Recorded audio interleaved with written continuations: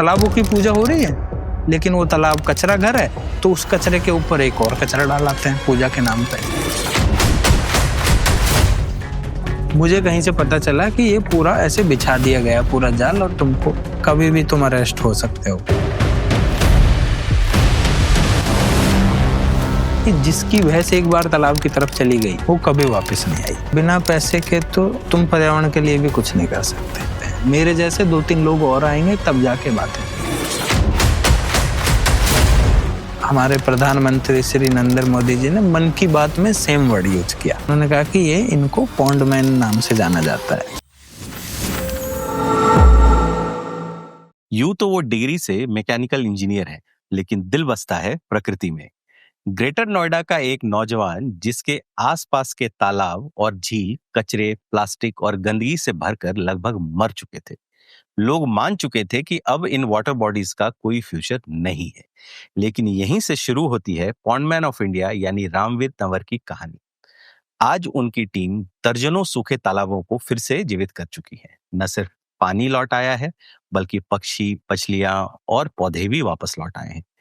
आज बजरबट्टू दुनिया पर हमारे पॉडकास्ट लिमिटलेस में हम सुनेंगे रामवीर तंवर की कहानी कि कैसे एक साधारण युवक ने पूरे देश को जल संरक्षण का संदेश दिया। स्वागत है आपका हमारे स्टूडियो में। नमस्कार रज जी। वाटर कंजर्वेशन की बातों पर हम डिटेल में जाएंगे, लेकिन उससे पहले मुझे ये जानना है कि आपकी शादी तभी हो गई थी जब आप कॉलेज में ही थे? हाँ, कॉलेज के फर्स्ट ईयर में। इवन रिश्ता तो तभी हो गया था जब मैं 12वीं क्लास में था, और रिश्ता आने तभी शुरू हो गए थे जब 10वीं पास 10वीं क्लास पास करी थी।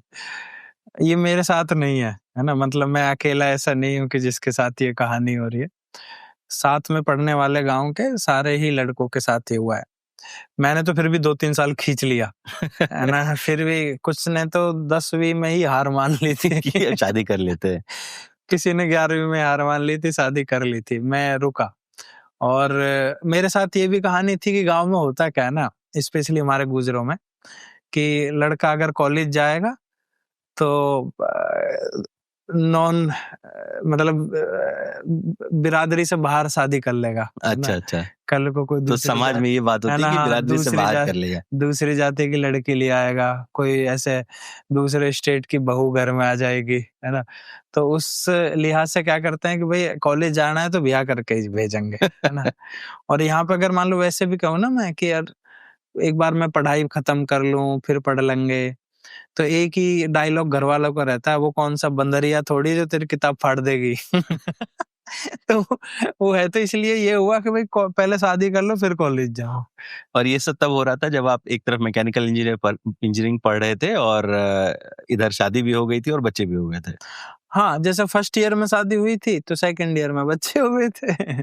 और तो जब ये दिमाग में आया कि ये वाटर कंजर्वेशन, ये फिर से तालाबों को जगाना है, जागृत करना है, तो घर वालों का रिएक्शन क्या रहा? दरअसल ये ना ऐसा कोई एक मूवमेंट वाला डिसीजन नहीं है कि चलो आज मैंने सोचा है और कल कर लेते हैं, है ना। घर वालों को धीरे धीरे इसकी आदत पड़ी मुझे देखने के लिए। पहले उन्होंने कहा कि अच्छा हाँ। अभी इसको यही करना है। हाँ, नहीं, पहले क्या था कि जब कॉलेज में था तो ट्यूशन के बच्चे थे मेरे पास। अच्छा, होता क्या है जब आप कॉलेज में होते हैं तो घर वालों को ये पता होता है कि भाई इसकी 10,000 20,000 जो भी एक फीस है इसकी कॉलेज की, है ना, वो आपको दे देते हैं। लेकिन ये नहीं पता होता कि जब कॉलेज जाते हैं कि 10,000 कॉलेज की फीस होती है और 20,000 रुपए बाहर का खर्च होता है। अब वो घर वाले उस बात को मानने को तैयार ही नहीं होते। तो उस खर्चे के लिए मैंने ट्यूशन देना शुरू किया था। क्या पढ़ाते थे आप? मैं मैथ और फिजिक्स, मतलब यही सब्जेक्ट मेरे हमेशा अच्छे आते थे। मैथ्स और फिजिक्स। मैथ और फिजिक्स, तो ये दोनों सब्जेक्ट में पढ़ाता था बच्चों को। तो वो था पॉकेट मनी के लिए। लेकिन ये है कि धीरे धीरे मुझे लगने लगा कि यार मेरा भी रिवीजन हो जाता है इस बहाने से, मुझे भी अच्छी नॉलेज हो गई थी उस बहाने से। तो अपने ट्यूशन के बच्चों के साथ मैंने शुरू किया था गांव में जाके लोगों के साथ बात करना, दीवारों पे पेंटिंग बनाना, और एक मीटिंग करते थे उसका नाम था जल चौपाल।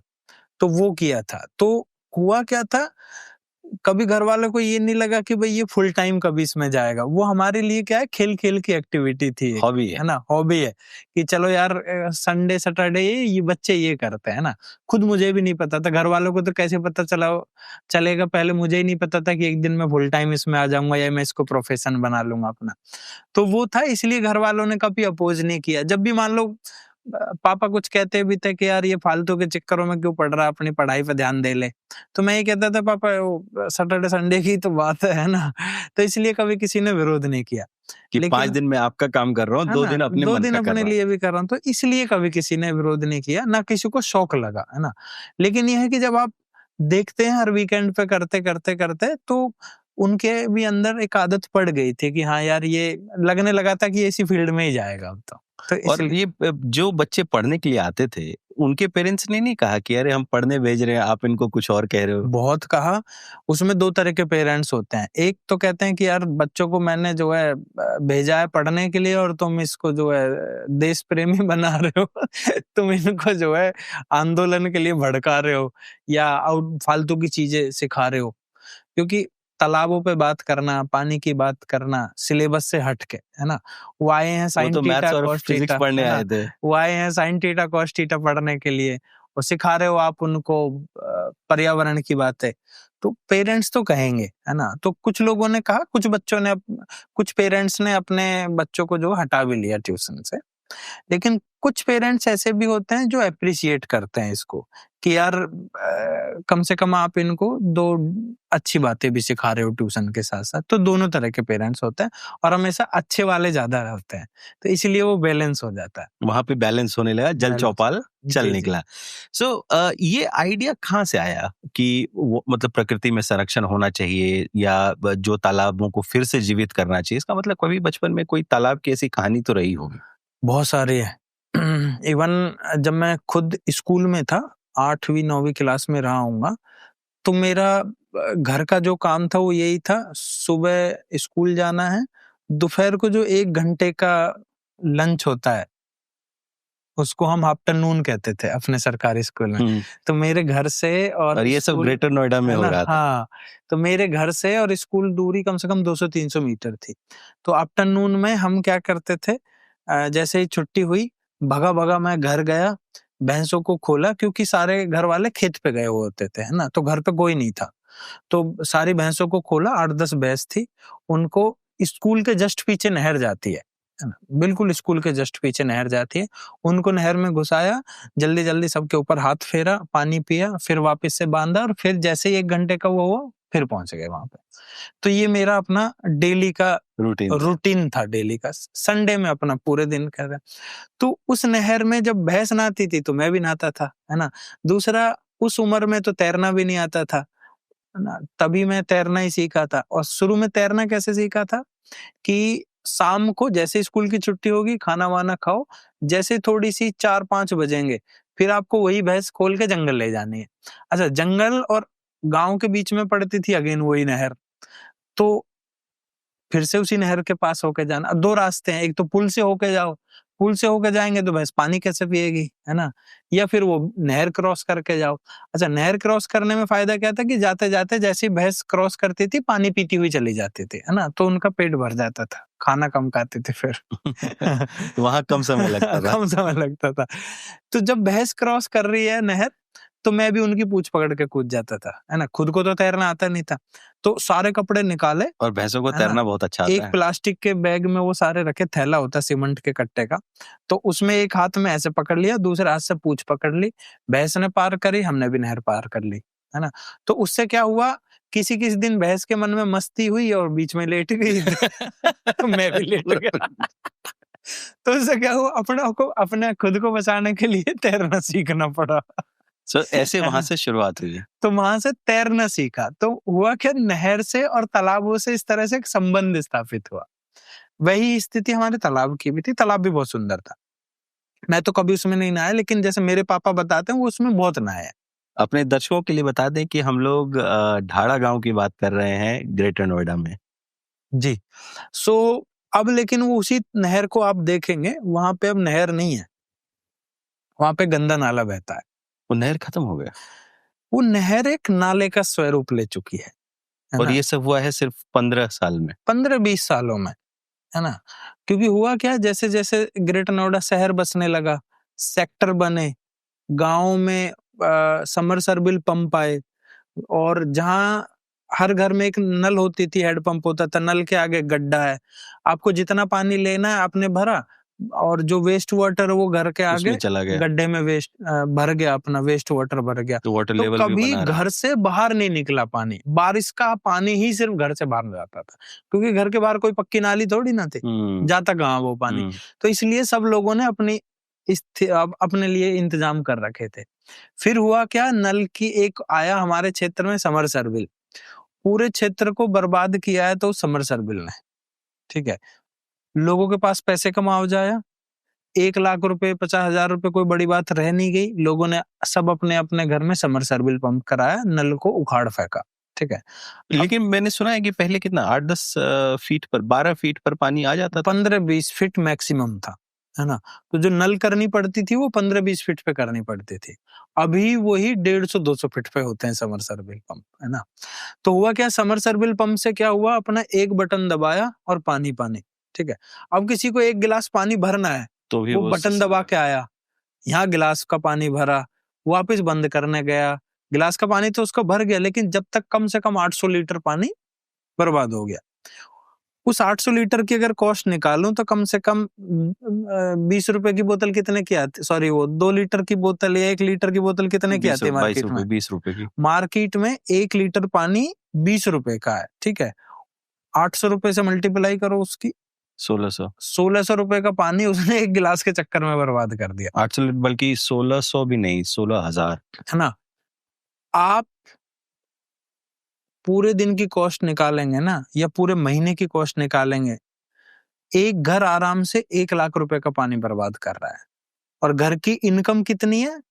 20,000 रुपए, 30,000 रुपए, और पानी भी कितना बर्बाद कर रहे हैं?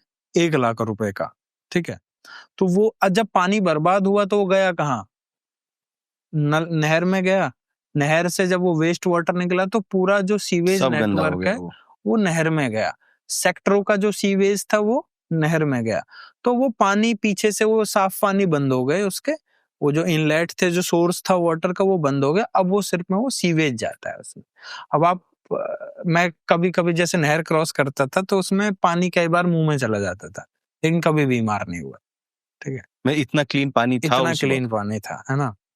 अब आप उसको हाथ भी लगा दोगे ना तो इन्फेक्शन हो जाएगा। ये कितने साल का चेंज है? 15 साल। 15 से 20 साल का।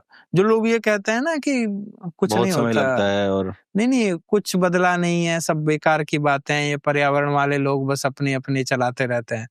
मैं तो आपको लाइव एग्जाम्पल दिखा रहा हूँ। आप किसी से पूछो 20 साल पहले ये नहर कैसी थी, आप किसी से पूछो 20 साल पहले तालाब कैसा था, और 20 साल बाद देख लो उसको। तो ये स्थिति है। तो यहाँ से फिर रिवाइवल तो का ये काम शुरू मेरा हुआ। तालाबों के साथ संबंध था, ये मेरा नहर के साथ संबंध था। लेकिन जैसे जैसे कॉलेज की तरफ गया तो पता चला कि वो नाला बनती जा रही है। तब दिमाग में आया कि ये शायद भविष्य में काम करने के लिए एक अच्छा ऑप्शन है। अच्छा ऑप्शन नहीं, एक जरूरत है ना। क्योंकि मैंने तो नहर में नहाया हूँ, आगे की मैं तो जनरेशंस नहर को में तो मिलने नहाया हूँ, वाला अब नहीं है। मेरे बच्चे तो नहीं नहा पाएंगे। अच्छा, मैं अपने बच्चों को कभी कभी ये कहानियां बताता हूँ, है ना। 2 बच्चे हैं मेरे, तो मैं ऐसे शाम को लेट के उनको एक दिन अभी बता रहा था कि तुमने वो नहर देखी है? कह रहे हाँ। सॉरी, मैंने ऐसे नहीं पूछा उनसे, मैंने उनसे पूछा तुमने वो नाला देखा जो गांव के बाहर से जाता है? तो कह रहे हाँ देखा है। मैं उसमें 2-2 3-3 घंटे नहाता था, है ना, और कभी कभी मुंह में चला जाता था पानी, कोई दिक्कत नहीं होती थी। तो मेरे बच्चे पता क्या बोल रहे हैं, ए पापा क्यों फेंक रहे हो? उनको यकीन ही नहीं हुआ कि ये कभी ऐसा होता भी था। तो मेरे बेटे ने छूटते ही कहा पापा क्यों फेंक रहे हो? तो मैं उनकी समझ गया, है ना। मैं उनकी जगह होता तो मैं भी यही कहता अपने पापा से, क्यों फेंक रहे हो? क्योंकि जब हमारे पेरेंट्स हमें खुद बताते थे ना कि हम स्कूल के लिए 20 किलोमीटर चलते थे, या 10 किलोमीटर दूर स्कूल जाते थे, मेरे दिमाग में भी आता था पापा हमारा बहुत फेंकता है। वही अब मेरे बच्चों को लगता है कि, और मेरी स्थिति नहीं है, मेरे उम्र के या मुझसे बड़े जो उस नहर में नहाए, सबके बच्चे ऐसे ही कहते हैं कि हम झूठ बहकाते हैं उनको कि इस नहर में, इस नाले में कोई कैसे नहा सकता है। तब वो मेरे दिमाग में आया था कि यार अगली जनरेशन तो नहीं देख नहीं एंजॉय कर पाएगी। पाएगी इन रिसोर्सेज को। अगर कुछ कर सकते हैं तो अभी कर सकते हैं। और पर्यावरण में के क्षेत्र में एक बहुत प्रचलित बात है कि या तो पर्यावरण के लिए कुछ करने का सही समय था आज से 20 साल पहले, जो कि निकल गया, या पर्यावरण के लिए कुछ करने का सही समय है अब, क्योंकि 20 साल के बाद ये भी नहीं बचेगा। 20 साल के बाद कुछ बचेगा ही नहीं जिसको आप सही कर लेंगे, स्थिति बहुत खराब हो जाएगी। तो इसीलिए अब सही सबसे सही समय है कि पर्यावरण के लिए कुछ कर सकते हैं। तो इसके बाद कौन सा पहला तालाब था जिसको आपने सोचा कि इसको रिवाइव कर लेंगे अब? सबसे पहले तालाब तो था हमारे गाँव के पड़ोस में, है ना? सबसे पहले तो मैंने ट्राई किया, सच बताऊँ, अपने गाँव में, है ना? तो अपने गाँव में क्या हुआ, कुछ लोगों ने कब्जा कर लिया था। ये तो जो खाली जमीन पे लैंडफिल बना देते हैं, फिर हाँ, उसके वो घर वाला। बना लेते हैं। तो मैंने सोचा ये तो बहुत आसान है, एक कंप्लेंट लिखूंगा लेटर पे, ये खाली हो जाएगा और फिर मैं इसको साफ कर दूंगा, है ना? और वो जैसे कंप्लेंट लिखी, भाई एक्शन तो आ गया, लेटर वेटर आ गया, लेकिन गांव में पंचायत में मुझे बुला लिया कि ये गांव के अगेंस्ट ये क्या कर रहा है ये? यार तुम जिस थाली में खाते हो उसी में छेद कर रहे हो। तो मैंने अपनी कंप्लेंट वापस ले ली, है ना? तो मुझे लगा कि इतना आसान होता नहीं है जितना मैं सोच जितना रहा था, दिख रहा है ना? तो मैंने 2-4 महीने तो कुछ नहीं किया। फिर मैंने सोचा कि चलो ठीक है, ऐसा तालाब नहीं करना है, दूसरे तरह का तो कर सकते हैं जिसपे कब्जा उतना ज्यादा ना हो। तो एक पड़ोस में एक गांव था, उस पे शुरू किया। तो लेकिन उस पे हमने सिर्फ क्लीन अप ड्राइव्स किए, मतलब वो वीकेंड पे जाते थे, तालाब के आसपास करते थे साफ सफाई, पहले क्योंकि अपने लोगों को पास यकीन तो हो कि कुछ ठीक कर रहे हैं। यकीन की बात तो थी, लेकिन अपने पास पैसा भी नहीं था ना, क्योंकि तालाब साफ करने के लिए सिर्फ जुनून नहीं चाहिए, आपको वर्कर मशीन चाहिए, पैसा चाहिए, चाहिए। पैसा चाहिए, फंड चाहिए, नॉलेज चाहिए, एक्सपर्ट लोग चाहिए, वो तो अपने पास था नहीं। अपने पास था सिर्फ साफ सफाई कर सकते हैं मैनुअली, वही करते थे हम। तो वो करते करते कुछ लोग मिले कि भाई ये क्या फायदा हुआ करने का, और इंजीनियरिंग क्यों करी फिर है ना? जब यही करना था? हाँ, नहीं, उन्होंने ये कहा कि भाई ये बाहर की सफाई तो कर दी तुमने, असली गंदगी तो अंदर है तालाब के। लेकिन पता चला कि असली गंदगी के लिए तो बहुत सारा तामझाम चाहिए साफ करने के लिए, tractor, JCB, dumper, man power, ये वो। तो कुछ लोगों ने फिर सपोर्ट किया, तो हमने वो पहला तालाब किया था, है ना, डाबरा गांव के पास। तो लेकिन जब वो किया तो फिर रास्ते खुलते चले गए, हमें भी पता चला। जब हमने पहला किया था तो हमें गवर्नमेंट ऑफिस से हमें कॉल आई थी कि भाई किससे पूछ के किया तुमने ये? सफाई किससे पूछी हाँ, करी? किससे पूछ के करी? मैंने कहा जी गंदा पड़ा था कर दिया तो कह रहे नहीं, किससे पूछ के करी, इसके लिए एनओसी लेनी होती है सफाई के लिए। सफाई के लिए।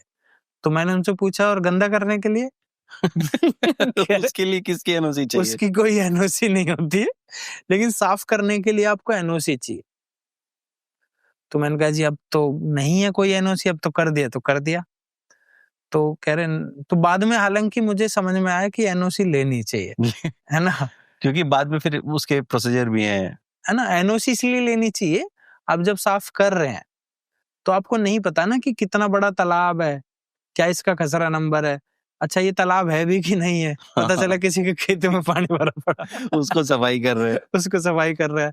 तो इसलिए ये सिस्टम बाद में समझ में आया कि एनओसी क्यों लेनी चाहिए इसके लिए। तो वो तालाब साफ किया था शुरू में। जो डाबरा गांव वाला पहला जी, जी। बड़ा तालाब। इसके पहले आप नौकरी भी कर रहे थे। नौकरी से इधर की तरफ ट्रांजिशन भी कोई आसान तो रहा नहीं होगा। मैंने 2 साल एमएनसी में जॉब की थी और मैं घर से और नोएडा फेज 2 जाता था। तो मेरे पास अपनी गाड़ी थी, सेंट्रो एक गाड़ी थी, जो कि मुझे दहेज में मिली थी। तो उसी गाड़ी से मैं डेली जाता था, लेकिन उस ऑफिस की टाइमिंग बहुत अच्छी थी। टाइमिंग इसलिए अच्छी थी क्योंकि मैं सुबह 5 बजे उठता था और 5:30 बजे पहुंच जाता था, मतलब 30-40 मिनट मुझे लगती थी, और 2 बजे मेरी छुट्टी हो जाती थी। 2 बजे के बाद फिर मैं यही काम करता था। तो मैं धीरे-धीरे इसका एक बेस इसलिए बना पाया क्योंकि मैं आधे दिन डेली काम कर रहा था इसके लिए, बट एज़ ए वॉलंटियर कर रहा था। तो मेरी सैलरी वहाँ पे खर्च हो रही थी पूरी। ना सैलरी मिलती थी, घरवालों ने हमेशा यही क्वेश्चन पूछा कि सैलरी जाती कहाँ है? मेरी बीवी ने भी यही क्वेश्चन पूछा कि सैलरी जाती कहाँ है? तो मैंने कहा कि सैलरी जाती है वो पेट्रोल में चली जाती है कुछ, क्योंकि अब करते क्या थे, कहीं के लिए फावड़ा खरीद लिया, किसी के लिए रस्सी खरीद ली, किसी के लिए ये कर लिया वो कर लिया, तो उसी में सारी सैलरी चली जाती थी। बट जॉब में आनंद बहुत थे, है ना भाई। एक तो मौज मस्ती रहती है जब आप 10 लोगों के साथ काम कर रहे होते हैं। दूसरा है कि सैटरडे संडे फिर आप पार्टी करते हैं, वो सारी चीजें करते हैं। बट ये है कि वो 2 साल में समझ में आ गया कि ये वो लाइफस्टाइल नहीं है ये जो लाइफस्टाइल नहीं है जो मुझे चाहिए थी। अच्छा, एमएनसीज में ज्यादातर का सिस्टम क्या है कि ज्यादातर लोग वीकेंड पे शराब पीने जाते हैं, और मैं ज्यादातर लोगों को देखता हूँ अपने मैनेजर को गिफ्ट करने के लिए सबसे अच्छी चीज है वहां पे शराब की बोतल, है ना। और जैसे ही किसी को 10 मिनट का भी टाइम मिलता है वो सबसे पहले जाके सिगरेट पीता है बाहर जाके, क्योंकि लोग बड़े स्ट्रेस में रहते हैं। स्ट्रेस में पता क्यों रहते हैं? ज्यादातर लोगों की कहानी सुनी, वो करना कुछ और चाहते थे, कर ये रहे हैं। कर ये रहे हैं। और वो इसलिए कर रहे हैं क्योंकि फाइनेंशियली लोड है उनके ऊपर, है ना। फाइनेंशियल लोड होने के कारण वो अपना पैशन फॉलो नहीं कर पा रहे हैं। किसी को फोटोग्राफर बनना है, किसी को कुछ बनना है, लेकिन फैमिली का प्रेशर है, ईएमआई है, और घर पे गांव में पैसे पहुंचाने हैं, तो इसलिए मन मार के जॉब कर रहे हैं लोग। इतना स्ट्रेस हो जाता है यही सोच सोच के कि मैं कहाँ आ गया हूँ, क्या कर रहा हूँ।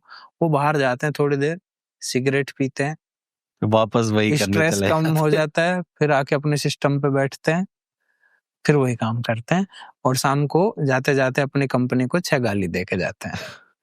यही मैंने एमएनसी में सीखा है। तो वो जॉब मैंने छोड़ दी 2 साल के बाद, और मैं फुल टाइम इसमें आ तो गया। उन लोगों ने पूछा नहीं कि ये आप छोड़ पूछा रहे था, मेरे जीएम साहब थे जो थे, उन्होंने पूछा था कि पूछा क्या था, उन्होंने फॉर्म दिया था मुझे कि वो इसमें रेजिग्नेशन का कारण भर दो। कारण था।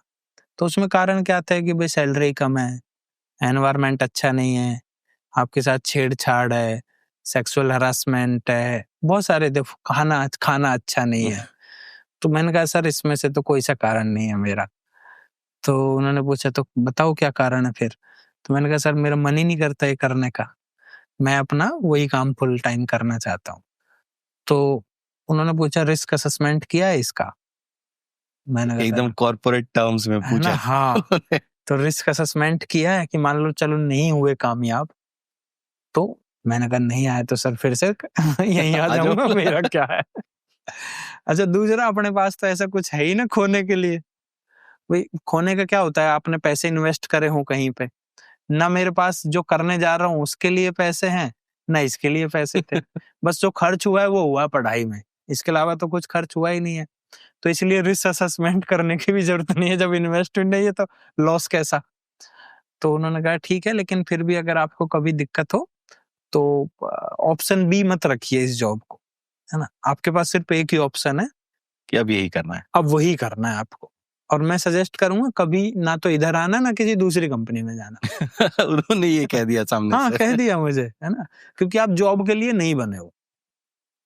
हालांकि 6-7 महीने जब मैंने जॉब छोड़ के वो किया, तो मुझे 6 महीने बाद जो पैसे वैसे जोड़ रखे थे वो सब खत्म हो लिए। घर वालों से हिम्मत नहीं हो। अच्छा, घर वालों को 2 महीने तो बताने की भी हिम्मत नहीं हुई कि मैंने जॉब छोड़ दी है। जॉब छोड़ दी है मैंने। तो करते क्या थे, मतलब कहाँ चले आ रहे मैं थे? सुबह उसी टाइम निकलता था घर से जिस टाइम जॉब के लिए निकलता था, और उसी टाइम आता था जिस टाइम वापसी जॉब का से टाइम था। आता था। हाँ, ताकि पता ही ना चले। उस बीच में करता क्या था, जैसे कुछ लोग थे जो इस फील्ड में काम कर रहे थे, उनके ऑफिस पे जाके बैठ गया, ठीक है। कभी मेट्रो ली यहाँ से, घूमते घूमते सीपी की तरफ चला गया। सीपी में 2-3 जगह ऐसी हैं जहाँ पे डेली कॉन्फ्रेंस सेमिनार होते ही रहते हैं, हाँ, है ना। एक वो कौन सा है, constitution club of constitution club में इंडिया, होगा, इंडिया इंटरनेशनल सेंटर है फिक्की में होता ना, रहेगा। ये है। तो वहां पे कोई ना कोई डेली सेमिनार होता ही रहता है, और वहां पे आपको कोई नहीं पूछता आप कौन हो कैसे हो, जाके किसी भी चेयर पे बैठ जाओ और सुनते रहो, क्योंकि उनको तो ऑडियंस चाहिए। ऑडियंस चाहिए। उनकी सीट ही नहीं भरती। तो मैं अपना सीपी से गया, इधर उधर आपस 2-3 घंटे सेमिनार देखी, कोई सीख अपना सुना, उनको आ गया। लेकिन अच्छी बात यह है कि उनसे आप बोलना सीख जाते हैं, है ना, अपनी बात रखना सीख जाते हैं उनसे, क्योंकि अलग अलग तरह के लोग आते हैं वहां पे। तो फिर मैंने एक दो सर्टिफिकेट कोर्स किए। एक गवर्नमेंट ऑफ इंडिया एक कोर्स कराती है GSDP, green skill development program. वो उन लोगों के लिए है जिनके अंदर पैशन है पर्यावरण के लिए कुछ करने का, लेकिन वो एकेडमिक नॉलेज नहीं है, वो जानते नहीं कि है इसको ना? कैसे किया जाए। कैसे करना है। भाई पॉल्यूशन तो हो रहा है, पॉल्यूशन क्यों हो रहा है, कैसा हो रहा है, इससे ये सच में पॉल्यूशन है कि नहीं है, ये अगर ये इंडस्ट्री है तो ये किस कैटेगरी की इंडस्ट्री है, येलो है, रेड है, ग्रीन है, किस टाइप की है। आपको अगर कंप्लेन करना है तो क्या फॉर्मेट होना चाहिए उसका, तो वो सारी नॉलेज थी नहीं। अच्छा, मैं क्या था, जब जॉब छूट गई थी और कुछ दूसरा सोर्स भी नहीं था, फिर से हालांकि ट्यूशन पढ़ाने लगा था मैं फिर से, तो आदमी क्या है फिर कुछ भी करता है, ठीक है। तो मैं एक एक्टिविस्ट के मोड में आ गया था कुछ दिन के लिए। उसमें करता क्या था मैं कि भाई किसी इंडस्ट्री से धुआं निकल रहा है तो कंप्लेन कर दिया, यहाँ से ठीक है। धुआं निकल रहा है। किसी के घर से गंदा पानी निकल रहा है तो कंप्लेन कर दिया, ठीक है। कहीं कचरा पड़ा है तो कंप्लेन कर दिया, ठीक है। तो मुझे सिर्फ एक ही चीज आई थी, कंप्लेंट करना। तो मैं सारे दिन अपना वही बैठ के कंप्लेंट करता रहता था। यूपी में एक पोर्टल है IGRS, है ना, कोई भी कंप्लेंट कर सकता है वहां पे जाके, और वो सुनी जाती है कंप्लेंट, आपके पास कॉल भी आती है। तो एक अधिकारी थे उत्सव शर्मा, तो उन्होंने एक दिन मुझे कॉल आया कि यार इतनी सारी कंप्लेंट तुम्हारी आ रही हैं, तो मुझे लग रहा तुम्हारे पास कुछ और काम नहीं है। तो मैंने कहा सच बताऊं तो सर सच में कुछ काम है ही नहीं मेरे पास। तो उन्होंने मुझे बुलाया ऑफिस में, उन्होंने कहा तुमको ना इस क्षेत्र में अगर सच में अपना करियर बनाया तो तुम्हें थोड़ा सा नॉलेज लेना चाहिए, क्योंकि ऐसा नहीं है कि अगर कि इंडस्ट्री से धुआं निकल रहा है तो वो पॉल्यूशन ही हो रहा है, और इंडस्ट्री है, धुआं निकलने और का धुआं नेचुरल भी हो निकलता भी है सकता है। वहां से। तो उन्होंने मुझे सजेस्ट किया था ये वाला कोर्स, तो मैंने वो सजेस्ट किया, उन्होंने हेल्प भी की कि देखो ज्यादातर ये क्वेश्चन पूछे जाते हैं, तुम आराम से क्रैक कर सकते हो इंटरव्यू। तो मैंने क्रैक भी कर लिया। मैं सेंट्रल पॉल्यूशन कंट्रोल बोर्ड में 6 महीने रहा। वहां से मुझे ये सारी चीजें पता चली, क्या पॉल्यूशन होता है, कैसे मिटिगेट कर सकते हैं, कैसे सैंपलिंग करते हैं, एयर पॉल्यूशन कितने टाइप का होता है, वाटर पॉल्यूशन। तो जब मैं वहां से निकला तो एज ए एक्सपर्ट निकला, और मेरे ज्यादातर जितने 10-15 लोग थे जिनको ये अपॉर्चुनिटी मिली थी, सबको वहीं पे जॉब मिल गई थी। अच्छा, ठीक है, CPCB में। हाँ, मैं आ गया। मुझसे पूछा कि तुम, मैंने कहा जो मेरा पर्पस था वो हासिल हो गया, है ना, जॉब करनी होती तो मैं पहले ही क्यों छोड़ के आता। उसके बाद मैंने 2016 में मैंने जॉब छोड़ी थी, 2018 तक मैंने यही सब किया, पूरा नॉलेज गैदर किया। नॉलेज गैदर किया, दूसरी एनजीओज के लिए एज ए फ्रीलांसर काम किया, उनके लिए किसी के लिए प्रोजेक्ट मैनेजर काम किया, किसी के लिए काम किया, बट वो एज ए फ्रीलांसर स्वतंत्र होकर, जिस दिन ये जाना है वो, जिस दिन एनजीओ के लिए काम करना। और 2 साल में मुझे ये पता चला एनजीओ क्या होती है, 2 साल में मुझे पता चला CSR क्या होता है ना, कंप्लेंट क्या होती हैं, सब कुछ मुझे पता चला। और 2020 में मैंने अपनी एनजीओ रजिस्टर करा ली, जिसका नाम है से अर्थ। अच्छा, रजिस्टर कराने के लिए जब गया तो एक पंडित जी थे, है ना, जो अथॉरिटी में बैठते हैं, तो उन्होंने कहा कि इसके लिए 5 लोग चाहिए। तो मैंने एक कहा एनजीओ के लिए 5 लोग चाहिए, ट्रस्ट अगर आप रजिस्टर कराते हैं तो अब 5 लोग कहाँ से लाऊं। तो अब जितने भी दोस्त थे सबसे संपर्क किया, तो एक दोस्त था वो समोसे की दुकान पे बैठा मिला, एक बाहर था हाईवे पे घूम रहा था, वॉक कर रहा था, उसको बिठाया सुबह सुबह, सबको बिठाया और पहुंच गया वहां पे। 1-2 बाहर के लोग थे उनको भी बुलाया, जाके एनजीओ रजिस्टर करा ली। ये 2020 में हुआ, है ना, हाँ। अच्छा, जब करा रहे थे पेंडेमिक से पहले बाद में, 2020 में जैसे रजिस्टर कराई थी, कुछ महीने बाद ये पेंडेमिक कोविड आ गया था, तो 2 साल तो हम कुछ भी नहीं कर पाए। अच्छा, जब करा रहे थे तो सबका यही था कि यार होगा क्या इसको करने से, तो मैंने कहा कुछ नहीं होगा, बस एक ऑर्गेनाइजेशन तो अपने पास रहेगी। और मैंने कहा अब तुम बोर्ड मेंबर रहोगे। तो उनको लगा चलो हम भी कुछ है। उन्होंने कुछ नहीं से तो कुछ तो है, हम बोर्ड मेंबर रहोगे, इससे ज्यादा क्या होगा तुम्हारा। लेकिन मन किया कि कुछ मेहनत करो मेरे साथ, तो लोगों ने सपोर्ट किया, और वो आज भी बोर्ड मेंबर हैं सारे लोग, अपने अपने फील्ड में भी अच्छा कर रहे हैं और मुझे भी सपोर्ट करते हैं वो सारे लोग। तो इस तरह से अपनी एनजीओ रजिस्टर हुई, और पहली साल हमें लगभग 25,000 30,000 रुपए का सपोर्ट मिला बाहर से। हाँ, बाहर से। फिर बट तो 25-30 हजार में क्या सफाई होगी? सफाई नहीं हुई, लेकिन उस साल तो वैसे ही लोग कुछ नहीं कर पा रहे थे कोविड के टाइम में, नेचुरली साफ हो रहा है था ना, सब। नेचुरली साफ हो रहा था सब कुछ। दूसरा ये था कि जब कोई हमें जानता ही नहीं था तो सपोर्ट कहाँ से करेगा, है ना। फिर कुछ दिन बाद और 2-2.5 लाख रुपए की एक मदद मिली, तो ये करते करते हमें लोगों ने सपोर्ट करना शुरू किया। तो फिर कौन सा तालाब पकड़ा आप लोगों ने? हमने सबसे पहले तो पेड़ लगाए थे, है ना। दिल्ली में एक जगह थी, वहां पे पेड़ लगाए। फिर ग्रेटर नोएडा में 1-2 तालाब थे, वो साफ किए। और पूरी तरह से साफ नहीं कर पा रहे थे, क्योंकि उसके लिए तो बहुत पैसे चाहिए। तो हमें कहीं मिलते थे 2 लाख रुपए, कहीं 3 लाख रुपए ऐसे मिलते थे। तो वो, लेकिन ये है कि अच्छा खासा उसको साफ कर देते। और मतलब अगर किसी सरकारी टेंडर में जो 20 लाख रुपए का काम होगा, हम 2 लाख रुपए में कर देते थे उसको। तो ये बात भी तो सरकारी टेंडर वालों को अच्छी लगेगी, ये जरूरी नहीं है। हाँ, अरे बहुत परेशान किया लोगों ने। मैं एक म्युनिसिपल कॉर्पोरेशन का एरिया पड़ता था, वहां हमने 10-15 तालाब किए 2021-22 में। और वो सारे वो तालाब थे जिनका टेंडर निकलने वाला था, लेकिन हमने वो पहले ही ऐसे ही कर कर दिया। दिए। तो उन्होंने बहुत विरोध किया, इतनी सारी कंप्लेंट भी करी मेरे खिलाफ, झूठी कंप्लेंट भी करी कि ये जो है कचरे को गलत जगह डालते हैं, इनको पता नहीं है ना। कि क्या और सफाई करनी चाहिए। अपने मजदूरों को बिना अच्छी ड्रेस दिए काम कराते हैं। मतलब जो भी मिल सकते थे रीजन काम को बंद कराने के, वो सब कराए। इवन एक गांव में तो ऐसा हुआ था कि 2-3-4-5 बच्चे दिमागी बुखार से मरे थे। और हमने क्या हुआ, जलकुंभी होते हैं ना तालाब की, वो निकाल के तालाब के बाहर रखी हुई थी। तो उसी दौरान जो है वो गांव में घटना हुई। तो जांच हुई, और जांच में जो है यहाँ तक निकल गया कि भाई जो है इनकी जलकुंभी के कारण गांव में दिमागी बुखार फैल गया। जलकुंभी से गांव में दिमागी बुखार फैल गया। हाँ हाँ, ऐसी रिपोर्ट बनने वाली थी। मुझे कहीं से पता चला कि ये पूरा ऐसे बिछा दिया गया पूरा जाल, और तुमको ऐसे, अब काम हो जाएगा। हाँ, कभी भी तुम अरेस्ट हो सकते हो। फिर एक आईएएस अधिकारी थे, जिन्होंने उस समय कहा था कि तुम काम करो, मैं सपोर्ट करूंगा।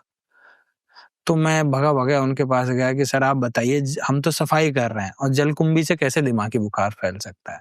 तो उन्होंने, वो समझ गए कि क्या हुआ है वहां। हाँ। तो उन्होंने कहा नहीं तुम चिंता मत करो, मैं करता हूँ। फिर उन्होंने वापस से कहा कि भाई इसकी जांच करो अच्छे से। तो पता चला वहां पे नीचे जो सीवर का पानी जा रहा है और जो ड्रिंकिंग वाली लाइन जा रही है, वो आपस में जुड़ मिल गई गई है।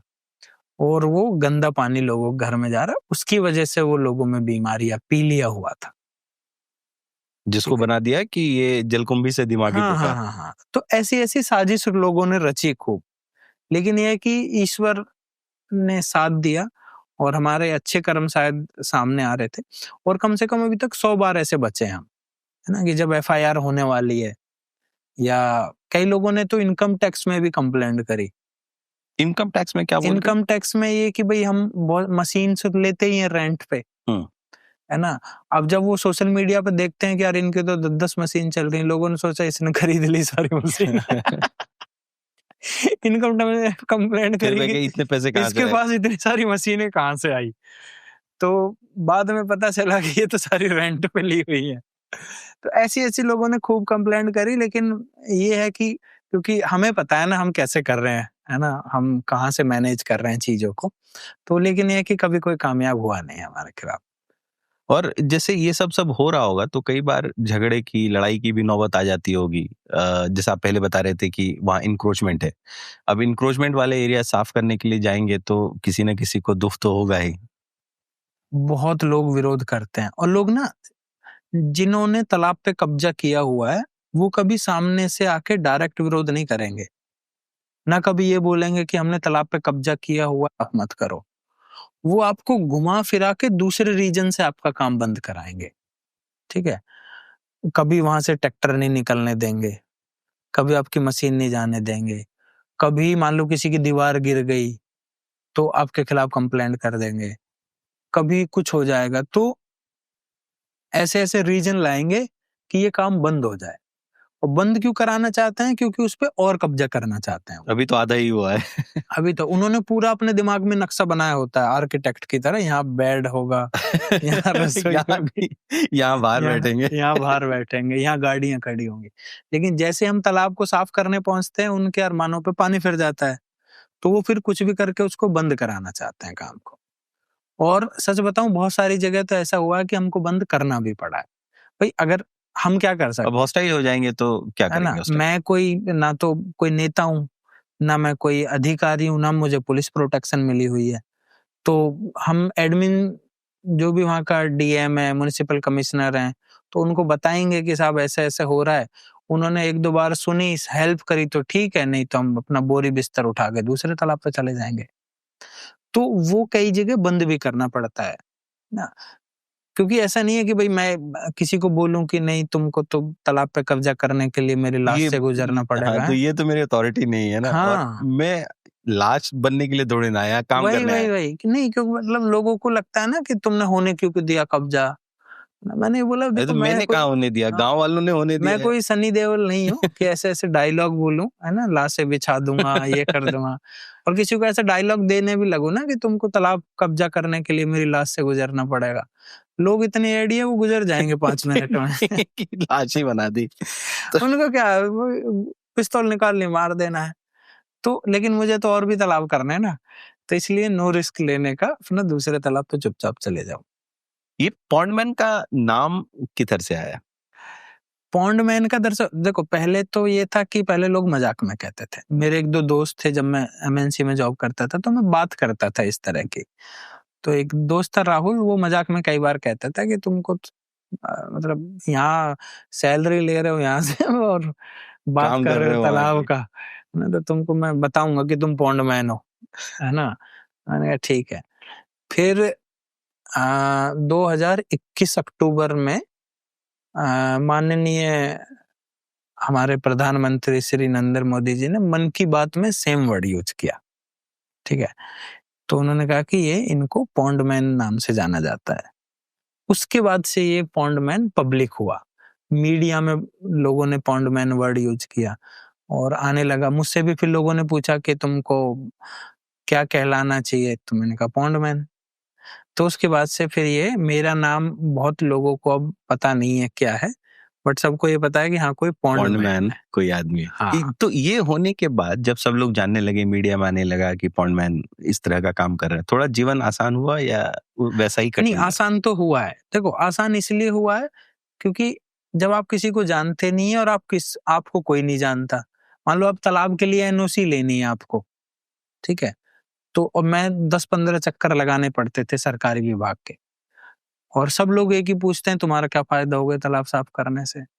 क्योंकि सरकार में तो यही है ना अधिकारियों का, लेखपाल अलग पूछेगा, भाई तुम्हारा क्या फ़ायदा है करने से? उनको ये बात नहीं समझ में आती है कि कि कुछ कोई काम आदमी बिना निस्वार्थ फ़ायदे भी के भी कर किए सकता है। जाते हैं ना। तो अब क्या है, तो पहले बहुत सारे चक्कर लगाने पड़ते थे, सबको समझाना पड़ता था इसलिए कर रहे हैं हम ये, तब जाके एनओसी मिलती थी।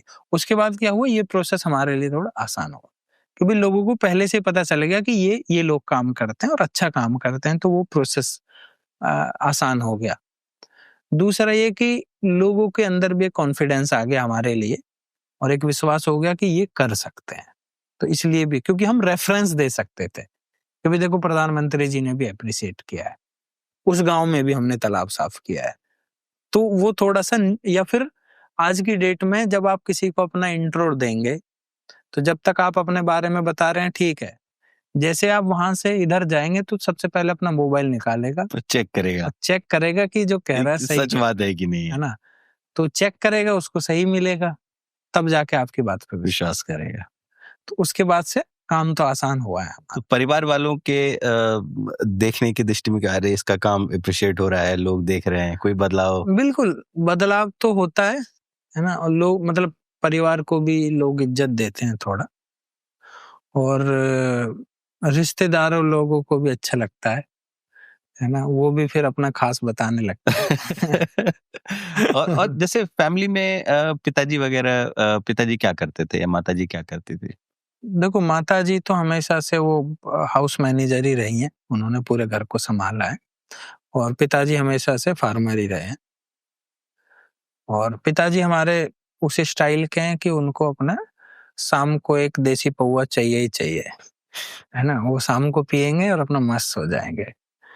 और माता जी मम्मी बहुत सीधी है हमारी, अपना वो ज्यादातर तो बीमार ही रहती हैं, लेकिन यह है कि उन्होंने ही हमें ये सब कुछ शिक्षा दी है कि भाई किसी का गलत मत करना, कभी ये मत करना, वो करना, वो हमेशा से यही बोलती रही है। तो उससे हमारे अंदर ये सारी चीजें, संस्कार पड़े हैं।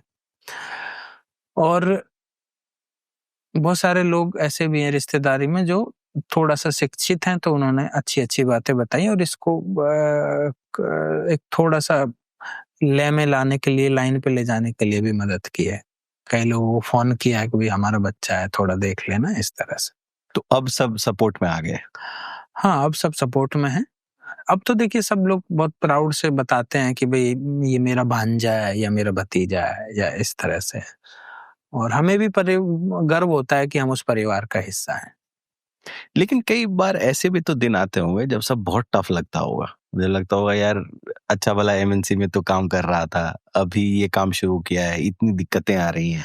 देखो, ये दिक्कत ना, जब भी आप अपना खुद का इनिशिएटिव करेंगे ना, मैं नहीं, अब दुनिया में कोई भी जब अपना रास्ता खुद बनाएगा, अपनी लाइन खुद क्रिएट करेगा, तो उसको दिक्कत आएगी। मान लो मैं इस चीज को आगे लीड कर रहा हूं, मेरे पास एक टीम है, 10 लोग हैं, तो एक दिन मान लो एक सुपरवाइजर को बुखार हो गया है, टीम लीडर को ये दिक्कत हो गई है, उसके घर में कुछ हो गया है, मतलब सब लोगों के पास एक्सक्यूज है। आज ये पर्टिकुलर काम होना है, मान लो ये फाइल बननी है, ये तालाब पे सफाई होनी है, आपने बोल दिया जी मुझे तो बुखार हो रहा है, आपने बोल दिया मैं तो ट्रेवल कर रहा हूं, लेकिन मेरे पास कभी ऑप्शन नहीं होता। ऑप्शन क्यों नहीं होता कि मैं बोलूं किसको जाके, मेरे ऊपर तो कोई बैठा ही नहीं है, ठीक है? और रेस्पॉन्सिबिलिटी किसकी है? आपकी, ये तो आपने काम खुद से लोगों ने खुद की ली। सपोर्ट किसका चेहरा देख के किया है? आपका। मेरा। तो इसलिए मेरे पास कोई एक्सक्यूज नहीं है।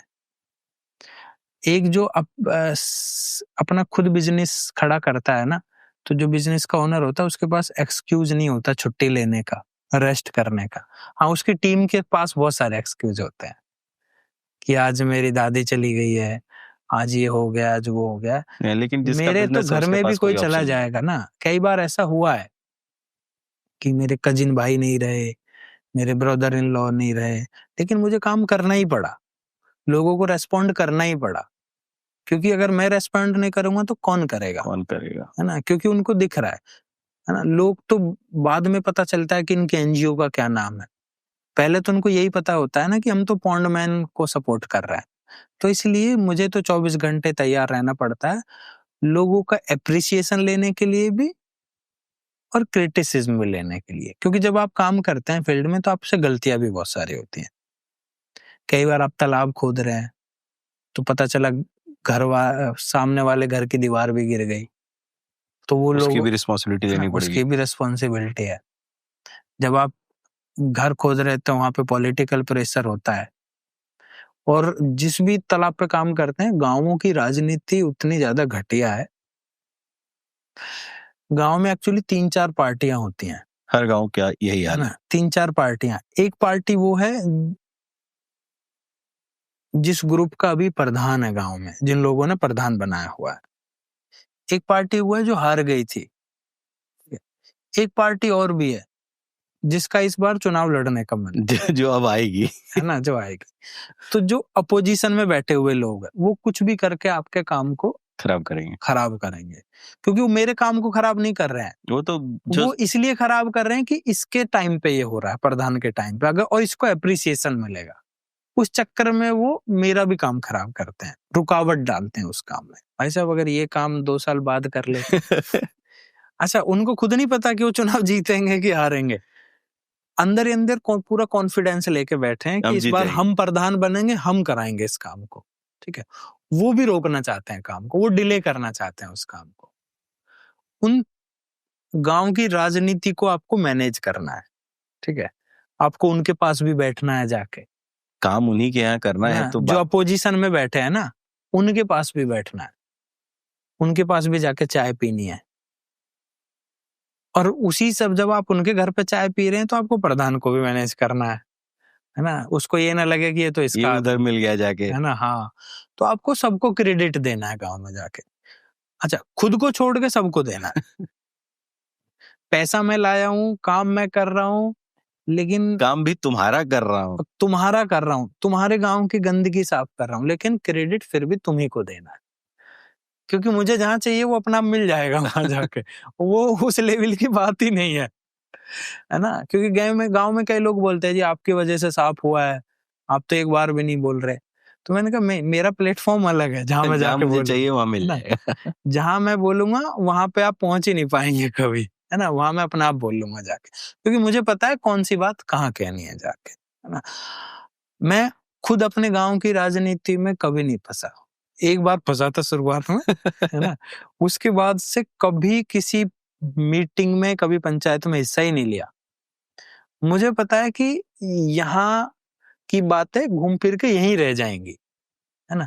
आप भी अगर गांव से बिलोंग करते हैं, कुछ लोग आपने देखा होगा जो बचपन से इसी काम पे लगे हुए हैं। हाँ, उनका यही उसकी काम बात है। उससे कहनी है जाके, उस मोहल्ले का काम रुकवा देना है उससे। अच्छा, एक इंटरेस्टिंग बात बताता हूँ आपको। आप किसी भी गांव में चले जाओ, मैं किसी भी गांव में जाता हूँ, तालाब का काम शुरू करने से पहले एक चौपाल करते हैं हम, जल चौपाल करते हैं।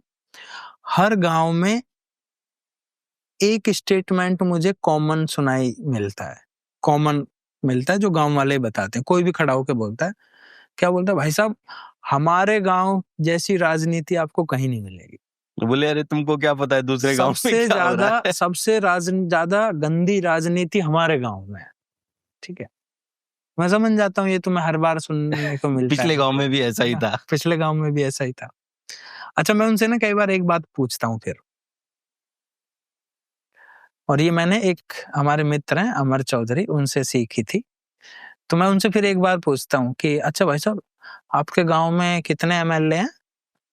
तो कह रहा है एक भी नहीं है। आपके गांव से सांसद भी रहे हैं, कोई मंत्री भी रहे हैं? कह रहे नहीं। तो मैंने कहा अभी तो राजनीति तुम कर कह रहे कौन थे, रहा है। अभी तो तुम कह रहे थे हमारे गांव में सबसे बड़ी राजनीति है, हमारे गांव जैसी राजनीति कहीं नहीं है। तो वो राजनीति का फायदा क्या हुआ जब तुम एक एमएलए नहीं दे पाए अपने क्षेत्र को, तुम्हारे गांव से एक सांसद जी नहीं निकले, फिर भी राजनीति तुम्हारे गांव में ज्यादा है। तो मैं उनसे कहता हूँ ये राजनीति नहीं है जिसको तुम कह रहे हो, ये नीच नीति है। तुमने इसका गलत नाम रख लिया है। वो राजनीति तुम क्यों कह रहे हो? उसके घर के सामने खड़ंजा बनेगा तो वो रुकवा देगा, उसके घर की नाली वो रुकवा देगा, गांव में कोई भी नया शुरुआत होगी, इस मोहल्ले में होगी तो उस मोहल्ले के रुकवा देंगे, उस मोहल्ले में कोई नया काम बन रहा उस, इसको क्या कहते हैं लोग? राजनीति। जबकि राजनीति नहीं है ये नीच नीति। और इस नीच नीति का नाम ही उन्होंने राजनीति रखा हुआ है। तब लोगों को समझ में आता है कि ये राजनीति नहीं है जिसको हम कह रहे हैं, ये तो नीच नीति है। तो मुझे पता है कि हर गांव में नीच नीति वाले लोग भी हैं, राजनीति वाले लोग भी हैं। हर गांव में फिर एक ऐसा इंसान भी मिलता है, जैसे कोई रिटायर्ड फौजी होता है, कोई मान लो रिटायर्ड कर्नल साहब हैं, रिटायर्ड प्रिंसिपल हैं, वो इन सारी बातों को समझ जाते हैं। उनको पता होता है कि क्या चल रहा है मामला। वो बैठाते, बेटा तुमको इन बातों में नहीं पड़ना है, तुम अपना काम करो और गांव के लिए अच्छा कर रहे हो, और जो मदद चाहिए मुझसे ले लो। वो उस टाइप के लोग भी रहते हैं। बहुत सारे सरपंच, स्पेशली जो यंग सरपंच है, वो बहुत पैशनेट है, वो चाहते हैं बदलाव को। वो चाहते हैं बदलाव, और वो ये चाहते हैं कि मैं चाहे 5 साल रहूं लेकिन कुछ ऐसा करके जाऊं कि हमेशा याद रखा जाएगा। और बहुत सारे ऐसे भी है, कुछ रिटायर्ड फौजी हैं, कुछ लोग हैं जो बिजनेस छोड़ के गांव की राजनीति में आए हैं, पंच सरपंच बने हैं, और वो कुछ करना ही चाहते हैं, है ना। बहुत सारे अभी जैसे मतलब 2-3 गांवों के नाम बता सकता हूँ। एक सहारनपुर में एक गांव है थरौली, बिजनेस करता था एक लड़का वहां पे, वो सरपंच बने हैं, वो प्रधान बने, उनकी फैमिली। वो गांव का खराब सा तालाब, उसमें वो तैराकी का कंपटीशन करा रहे हैं, वो बिल्कुल रिवाइव करके उसको। गांव में सब जगह सीसीटीवी कैमरे हैं, गांव में वो बैठे बैठे पूरे गांव को अनाउंसमेंट कर सकते हैं, एआई एनेबल्ड कैमरे हैं, सब कुछ है उसमें। वैसे ही एक अभी मैं काम कर रहा हूँ, ऊंचा माजरा गांव है, गुड़गांव के पास पड़ता गुड़गांव से पीछे। है ना। उसमें भी सरपंच साहब ऐसे ही है ना। वो चाहते हैं कि पूरा पेड़ ही पेड़ लग जाए पूरे गांव में। अभी मैंने 10,000 पेड़ तो मैंने ही लगाए इस साल वहां पे। कुछ गांव ऐसे भी हैं, आप जमीन मांगोगे वो देंगे ही नहीं, है ना। वो कहेंगे कि पेड़ पौधे के चक्कर में क्यों खराब करनी है जमीन, किसी बिल्डर को दे देंगे, किराए पे दे देंगे तो पैसे आएंगे। तो वो बहुत सारे सरपंच ऐसे हैं जो गांव के लिए बहुत कुछ करना चाहते हैं, और बहुत सारे गांव ऐसे भी हैं मुझे मिले जहां पे कोई सरपंच ही नहीं है, कोई डिसीजन लेने वाला नहीं है। नहीं सरपंच ही नहीं है। वो कहते हैं कि ठीक है, हमें चुनाव की जरूरत ही नहीं है। अच्छा, आप आपस में समझदारी से किसी को चुन लिया। किसी को बस जिम्मेदारी दे दी और अपना कर रहा है वो। या चुनाव होता ही नहीं है, निर्दलीय, हमेशा निर्दलीय। पूरे गांव ने डिसाइड किया कि ये आदमी प्रधान बनेगा। बनेंगे, वो बन गए, चुनाव की जरूरत ही नहीं पड़ी। बहुत सारे गांव ऐसे भी हैं।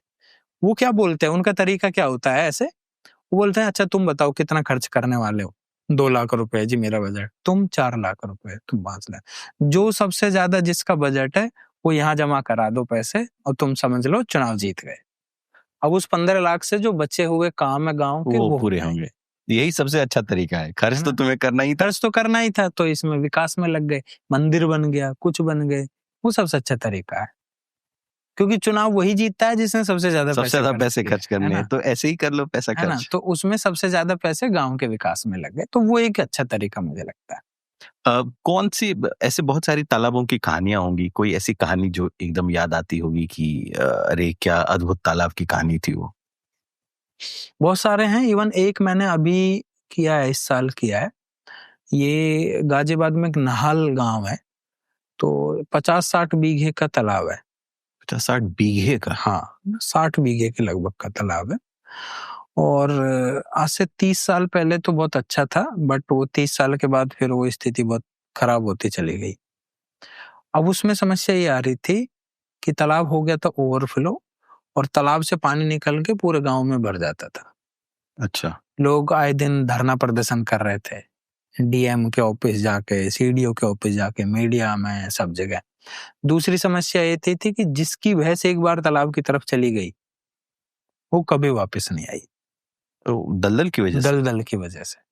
पहले नीचे कीचड़ है, कीचड़ के ऊपर वो फिर घास जम गई है, और घास में जैसे ही वो कोई घास खाने के लिए जाती है वो अंदर फंस गए, पता ही नहीं चलता कहाँ गई। ये वाली स्थिति थी। बहुत सारे लोगों ने अपनी भैंस खोई है, गायब हो जाती है बस। कुछ लोग सोचते थे चोरी हो गई, बाद में पता चलता था इधर गई और इधर ही फंस गई। तो वो हमने रिस्क लिया। पहले कुछ लोगों ने सोचा बेकार में मेहनत कर रहे हो बेटा, नहीं कर पाओगे, बहुत बुरा, बहुत गहरा तालाब है, कई बच्चे ऐसे हो गए, वो हो गए। मैंने कहा कोई बात नहीं, फेल हो जाएंगे। तो वो हमने किया, और लोगों से झगड़े भी बहुत मोल लिए, क्योंकि लोगों ने घर बना रखे थे तालाब में ही, तो उनके एरिया में हटवाने के लिए, है ना। क्योंकि जब किसी का घर हटता है ना, वो कुछ भी करता है, गुस्सा तो होगा, है ना, गुस्सा होता है, ये होता है, वो होता है। बहुत झगड़े लिए, लेकिन एक आईएएस ऑफिसर थे, अभिनव गोपाल जी, तो उन्होंने कहा कि ठीक है, अब तुम काम करो, इन सारी चीजों पर ध्यान दो, उसके लिए मैं बैठा हूं। तो उनका एडमिन सपोर्ट उन्होंने थोड़ा किया, और वो तालाब मात्र 1 साल में इतना अच्छा हो गया। अब आप जाएंगे तो आपको बच्चे नहाते मिलेंगे उसमें, है ना। अब बच्चे दूर से दौड़े दौड़े आते हैं, उसमें छलांग मारते थे। अब क्योंकि बच्चे की तो उम्र ही 10-15 साल है, उसकी तो कोई मेमोरी है ही नहीं उस तालाब से रिलेटेड। 20 साल से तालाब खराब है, उसने तो अब जाके 15 देखा साल है से बच्चे, तो उसने तो अभी देखा है तालाब। उसकी नजर में तो एक खराब सी पड़ी हुई जगह थी, है ना। उसकी नजर में तो खराब सी जगह थी। हाँ, जिनकी उम्र 50-60 साल है उनके लिए तो रेस्टोरेशन है, इनके लिए तो नया ही बना है ना। तो बड़े खुश हैं कि हमारे गांव में भी तालाब बन गया, और अब उसमें बीच में टापू बने हुए हैं। धीरे धीरे हम उसको वैसा डेवलप करेंगे कि उसमें बीच में चाय की टपरी हो, बोटिंग हो, पूरा एक सेंटर की तरह, एक सेंटर की तरह, कि वो एक सेंटर ऑफ एक्सीलेंस की तरह वहां पे डेवलप हो। और ऐसी बहुत सारी कहानियां हैं। अभी एक मथुरा वृंदावन में बरसाना में एक तालाब है, किशोरी कुंड, तो किशोरी कुंड में कचरा डालने का काम किया जाता था। पूरे गांव का सीवेज जो है वहां जा रहा था। वो उधर जोड़ दिया गया था। पूरे गांव में जो भी पेशाब करता था, जो भी सेप्टिक टैंबर से निकलता था, वो सब उस तालाब में जाता था। हमने उसके लिए बाईपास किया, उसको ड्रेन में जोड़ा, पूरे तालाब को वापस से खोदा, गंदी निकाली, किया, बारिश का पानी जोड़ा उससे। अब उसमें अभी कुछ दिन पहले राधा अष्टमी थी, तो राधा अष्टमी के दिन वहां पे कम से कम 100 साधुओं ने एक साथ स्नान किया। क्या बात। ठीक है। और वो साधु हर साल आते हैं स्नान करने के लिए। तो इस बार जब मैं मतलब वहीं था उस दिन, अपना तालाब विजिट करने गया था, बड़े खुश थे वो, है ना? स्नान करते समय अपना पानी में योगा करके दिखा रहे थे और कह रहे थे कि मतलब हमारा तो दिल ही खुश हो गया कि ऐसा तालाब है। अब वो आराम से हर साल आएंगे और नहाएंगे, लेकिन अब डिपेंड करता है कि गांव वाले कितना मेंटेन कितना करें। रेस्टोर उसको रख हाँ, पाते हैं। हाँ। लेकिन एक पॉन्डमैन से तो काम चलने वाला है नहीं देश का। यहाँ तो तालाब तो पूरे देश में ही कम होते जा रहे हैं। 1 पौंड के हजारों पौंड मैन से भी कुछ नहीं होने वाला है ना?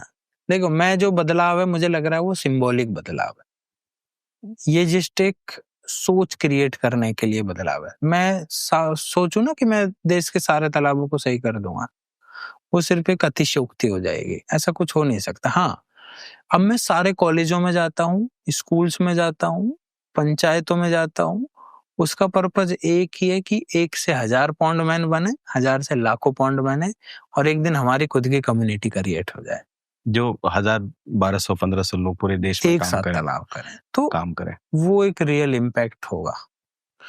बहुत सारी गवर्नमेंट की भी तो ऐसी पॉलिसीज होंगी जो उतना नेचर फ्रेंडली या पॉन्ड फ्रेंडली नहीं होंगी।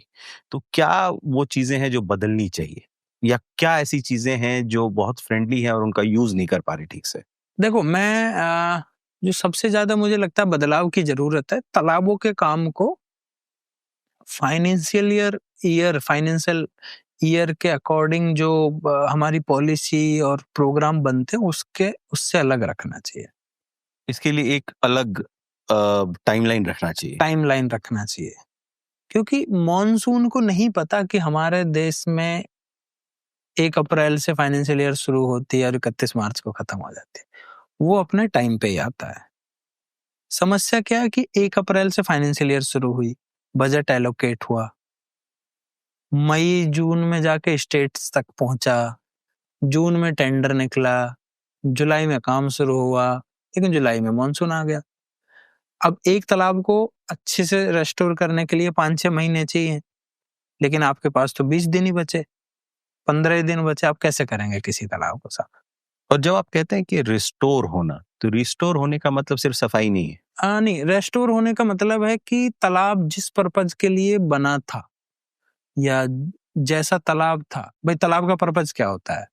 ग्राउंड वाटर को रिचार्ज करना, लोगों को पोर्टेबल वाटर प्रोवाइड कराना, आसपास नमी एक रखना, नेचर का इकोसिस्टम क्रिएट करना। आसपास के एरिया को ठंडा रखना, वहां पे बायोडाइवर्सिटी, मछली, तितली, सांप, बिच्छू, ये सबको सपोर्ट करना, प्लस इरिगेशन के लिए सपोर्ट करना। अगर ये सारी चीजें हैं तो मतलब वो तालाब अच्छा है। तो तालाब को रेस्टोर करना मतलब इस कंडीशन में उसको लाना कि वो ग्राउंड वाटर को रिचार्ज कर सके, उसमें मछली हो सके, बत्तखें हो सके, और वो आसपास जो हमारा गर्म होता जा रहा है माहौल, उसको भी ठंडा रख सके। ये तो लंबी प्रक्रिया है। बहुत लंबी प्रक्रिया। तालाब गंदगी आप हटा सकते हैं 1 साल में, बायोडाइवर्सिटी को नहीं ला सकते, उसके लिए बहुत टाइम लगता है। सो इसमें वापस आता हूँ मैं, गवर्नमेंट की पॉलिसीज कुछ ऐसा है जिसमें बदलाव होनी चाहिए। हाँ, एक तो वही है कि भाई इसको जो है पॉलिसी को, तालाबों के लिए जो पॉलिसी बनी है उनको फाइनेंशियल ईयर से अलग हट के रखना चाहिए। ये एक सेपरेट प्रोग्राम है दूसरा, जिसको उसमें इंक्लूड नहीं कर सकते। हाँ, दूसरा ये कि जब आप तालाब के लिए कोई भी टेंडर निकाल रहे हैं साफ सफाई का, तो उसको सिर्फ साफ सफाई का मत निकालो, कम से कम 5 साल के मेंटेनेंस के साथ ही निकालो। क्योंकि होगा क्या, फिर उसी तालाब का हर साल टेंडर निकालना पड़ेगा। भाई आपने साफ किया, 2 महीने में ठेकेदार को पेमेंट हो गई, फिर आपने अगले साल फिर से उसी महीने में देखा तो तालाब तो उसी कंडीशन में वापस है। फायदा क्या हुआ? तो अगर आप 5 साल किसी ठेकेदार को जिम्मेदारी देंगे कि भाई 5 साल तक ऐसे ही रहना चाहिए, तो वो रखेगा उस तालाब को वैसा। अदरवाइज तो क्या, बहुत पैसा बर्बाद होगा हमारा। हमारी और गवर्नमेंट की जितनी भी पॉलिसी है इसमें, वो क्या स्ट्रॉन्ग इनफ है? पॉलिसीज बहुत अच्छी हैं, उसमें बस थोड़ा सा वहाँ की स्थिति के अकॉर्डिंग, जियोग्राफिकल कंडीशन के अकॉर्डिंग, वहाँ के माहौल के अकॉर्डिंग थोड़ा बदलाव करने की जरूरत है। सरकार सोचती है कि हमने तालाब साफ कर देंगे और जनता खुद मेंटेन कर लेगी। अब जनता खुद ही मेंटेन कर लेती तो गंदा गंदा ही क्यों होता है? होता? जनता मेंटेन नहीं करती है। जैसे जनता के ऊपर छोड़ा, जनता ये सोचती है कि मैं कितना कब्जा हूं इसमें से। जनता तो घर बना रही है वहाँ। जो प्रॉपर्टी सब सरकारी है, मतलब वो सबकी है, लोग यही सोचते हैं। अच्छा, लोग जैसे हम भी मना करते हैं ना कि भाई आप और कब्जा एक क्यों ने कर किया, रहे हो? दूसरा उससे भी ज्यादा करने की कोशिश करे। हाँ, नहीं, हम खुद जैसे मना करते हैं कि यार ये तो सरकारी तालाब है, तुम काहे कब्जा कर रहे हो? तो बोलते तेरे बाप का है, सरकार का है, हमारा भी हिस्सा है इसमें। उनको जैसे पता चलेगी ये सरकारी काम चल रहा है दीवार बनाने का, वो सीमेंट ढो के ले जाएंगे, ईट उठा के ले जाएंगे, बोलेंगे तुम्हारा थोड़ी ना, सरकार का है। आपने अभी बहुत सारी वीडियो देखी थी, लोग सड़क पे से वो तारकोल उठा के ले गए, है ना, क्योंकि सरकार का है ना, और सरकार सबकी है। और इतनी बड़ी चीज का विजिलेंस भी पॉसिबल नहीं है कि हर जगह एक आदमी खड़ा रहे, देखता रहे। इसीलिए जो है बहुत जरूरी है। मान लीजिए कि कोई बनना चाहता है पॉन्डमैन आपके अलावा, आपके बाद, तो इससे मेरा घर कैसे चलेगा? देखो, बहुत सही बात आपने पूछी है ना। जब घर ही नहीं चलेगा तो मैं क्रांति कैसे कर पाऊंगा?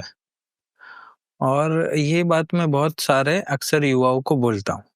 जैसे कोई आता है, अभी 10 दिन पहले मेरे पास एक लड़का आया था, तो उसने बोला जी मैं बहुत पर्यावरण के लिए कुछ करना चाहता हूँ, और मुझे बिल्कुल लेकिन इससे पैसा नहीं कमाना चाहता, और मुझे पैसे से बिल्कुल प्यार नहीं है। पैसे से प्यार नहीं है? हाँ, मैं पर्यावरण के लिए कुछ करना चाहता हूँ। तो मैंने उससे एक ही बात बोली, भाई या तो देखो तुम ओवर कॉन्फिडेंस में हो या तुम फेक हो, फिर तुमको पता ही नहीं क्या चाहिए, है ना। हाँ, मैंने कहा बिना पैसे के तो तुम पर्यावरण के लिए भी कुछ नहीं कर सकते। अगर तुम मेरे पास जहां से भी आए हो, दिल्ली से आए हो, मुंबई से आए हो, वहां से मेरे घर तक आने में भी पैसा खर्च हुआ होगा,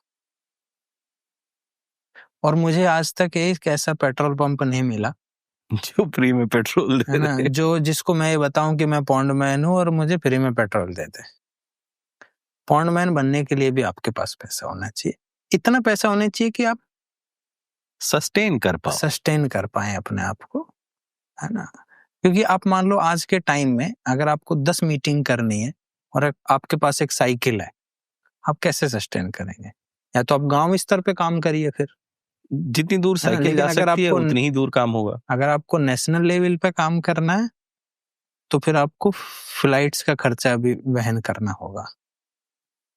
और अगर आपको, जैसे मैं पहले कॉलेजों में, स्कूल्स में एज ए फ्री में जाता था, अपना पैसा भी खर्च करता था, ये करता था, फिर मैंने मना कर दिया लेक्चर और ट्रेनिंग के लिए। हाँ, मैंने कहा पैसा दोगे तो आऊंगा। तो बहुत सारे लोगों को बुरा भी लगा, यार तुम पर्यावरण के काम के लिए भी पैसे मांगते हो, लेकिन बहुत सारे लोगों ने अप्रिशिएट भी किया। और जिन्होंने बुरा माना, मैंने उनको एक ही बात बोली कि मैं पर्यावरण के काम को सस्टेनेबल वर्क बनाना चाहता हूँ, लेकिन उसके लिए पहले मुझे खुद सस्टेन करना पड़ेगा। अगर मेरा खुद के पेट में खाना नहीं होगा तो मैं सिर्फ खाने की ही बात करूंगा। मैं पर्यावरण की बात तब आती है जब आपके दिमाग में पहले आपका पेट भर जाता है। आलू भी ऐसे लगता है जैसे आप वो खा रहे हो च्यवनप्राश।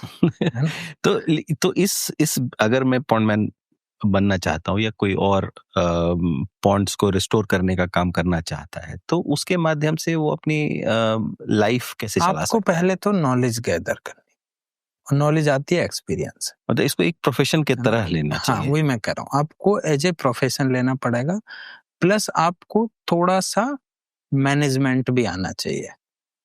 और आप ऐसा नहीं है कि भाई आप बिना शिक्षा के कुछ भी नहीं कर सकते, आप पॉन्डमैन भी नहीं बन सकते, क्योंकि आपको 100 जगह लोगों से बात करनी पड़ेगी, 100 जगह आपको अपनी बात रखनी भी पड़ेगी, और 100 लोगों जो अलग-अलग तरीके से बताते हैं, कौन सही कह रहा है, कौन गलत वो कह भी रहा है, पकड़ना आना उसमें चाहिए। भी भेद करना पड़ेगा, है ना? क्योंकि आपको जब मैं मार्केट में ना डेली मुझे लोग मिलते हैं ऐसे, बहुत सारे लोग, जैसे आप डॉक्टर के पास देखते हैं एमबीबीएस के, उसके क्लिनिक के बाहर 2-3 लोग हमेशा टाई लगा के बैठे रहते हैं। वो एमआरस। फार्मा कंपनी के लोग होते हैं जो अपनी दवाई बेचने आते हैं। वैसा ही मेरा केस भी है। 2-3 लोग हमेशा आते हैं जो पानी साफ करने की दवाई बेचना चाहते हैं। बहुत सारे लोग तो जादू की पुड़िया लेके आते हैं, आप इसको तालाब में डालो और तालाब साफ। तो आपको ये भी पता करना पड़ेगा कौन झूठ बोल रहा है, कौन सच बोल रहा है। दूसरा, थोड़ा-सा आपको एकेडमिक नॉलेज भी लेनी चाहिए। अगर आपको कल कॉलेज में जा रहे हैं आप और आपको पता ही नहीं होगा कुछ भी, ज़रूरी नहीं है कि आप स्कूल जाके लो, आप कॉलेज जाके लो, आप सेल्फ स्टडी भी कर सकते हैं, आप ऑनलाइन कोर्स कर सकते हैं। गवर्नमेंट की पॉलिसीज भी है ना? समझ में बहुत आनी सारी चाहिए। गवर्नमेंट की पॉलिसीज के बारे में आपको पढ़ना पड़ेगा, ठीक है? अभी करंट में क्या चल रहा है वो पढ़ना पड़ेगा, क्योंकि पर्यावरण का ऐसा क्षेत्र है, उसमें हर साल सिनेरियो बदल जाता है। आपने आज से 8-10 साल पहले आपने सुना होगा कि हमारी ओजोन लेयर फट गई थी, है ना? पूरी दुनिया बर्बाद होने वाली थी। फिर ओजोन लेयर सीधी किसी ने, अब कहाँ गई ओजोन लेयर? तो आपको ये सारी चीजें भी समझनी पड़ेंगी कि आपको कि अपना क्या काम कैसे स्कैम करना है, है क्या ना? सच है, क्या झूठ है। हाँ, तो ये क्या टर्मिनोलॉजी ऊपर बैठे हुए कुछ लोग डिसाइड करते हैं। वो इसी काम को क्लाइमेट चेंज भी बोल सकते हैं, इसी काम को ग्लोबल वार्मिंग, ईएसजी, क्लाइमेट बहुत सारी टर्म्स एक्शन, हैं इसके लिए। बहुत सारे टर्म्स है, हर 2-3 साल में अलग आ जाते हैं। और जब आपको प्लेटफॉर्म पे जाएंगे तो आप चाहे इसमें विश्वास करें ना करें, लेकिन आपको नॉलेज जरूर होनी चाहिए। अब मेरे लिए क्या है, जैसे तालाब है, कोई बोले कि भाई ग्लोबल वार्मिंग को कैसे आप खत्म करोगे तालाब से, अब मेरे पास तो ले दे के एक तालाब ही है मैं से कैसे खत्म कर दूंगा। मुझे तो उसी तालाब को ग्लोबल वार्मिंग भी खत्म करनी है? भाई तालाब जब साफ होगा, आसपास का एरिया ठंडा होगा, है ना? तो ग्लोबल वार्मिंग भी ठीक हो जाएगी। छोटे लेवल पर होगा बट उतनी वो दूर का उसको तो हो ही कहते हैं जाएगा। माइक्रो क्लाइमेट, है ना? कोई बोलेगा कि आप इससे फ्लड कैसे, ये अर्बन फ्लड्स आ रही हैं, वो कैसे कंट्रोल करोगे? भाई जब तालाब की वाटर होल्डिंग कैपेसिटी बढ़ेगी तो ज्यादा बारिश का पानी आएगा। अर्बन फ्लड से मुझे याद आया है कि अभी बहुत कंपेयर भी किया जब बारिश चल रहा था कि जैसे गुड़गांव की हालत क्यों हो गई या नोएडा इतना फ्लडेड क्यों नहीं हुआ। तो ये सब भी कहीं ना कहीं वाटर रिस्टोरेशन से ही जुड़ी हुई चीज है। अभी गुड़गांव के ऊपर रिसर्च हुआ है, सर्वे हुआ है, और ये निकल के आया है कि जो गुड़गांव में थोड़ी सी बारिश होते ही बाढ़ जैसी हालात हो जाते हैं, लोग तैरने लगते हैं, 24-24 घंटे जाम में फंस जाते हैं। उसका एक मुख्य कारण ये है कि वहाँ के जो पुराने तालाब थे, लगभग 65 बड़े तालाब थे, गुड़गांव के, उन सब पे कब्जा हो गया। जो बारिश का पानी उन तालाबों में जाता था, अब सड़क वो उस जगह पे ही भरता है जहाँ पे तालाब था, लेकिन उस जगह पे अब एक सोसाइटी बनी हुई है, तो अब सोसाइटी में तो वो भरता है। सोसाइटी में भरता है, वो उसी सोसाइटी में भरता है, उसी अंडरपास में भरता है, उसी सड़क पे भरता है जहाँ पे तालाब हुआ करता था। तो हमने तालाबों पे कब्जा तो कर लिया, लैंड यूज तो चेंज कर दिया उसका, लेकिन उसकी जगह अल्टरनेट तालाब नहीं खोदे नहीं कहीं पे। बनाए। तो इसलिए पानी जो तालाब में भरता था वो उस जगह पे भरता है अब, उसको कहते हैं हम अर्बन फ्लड।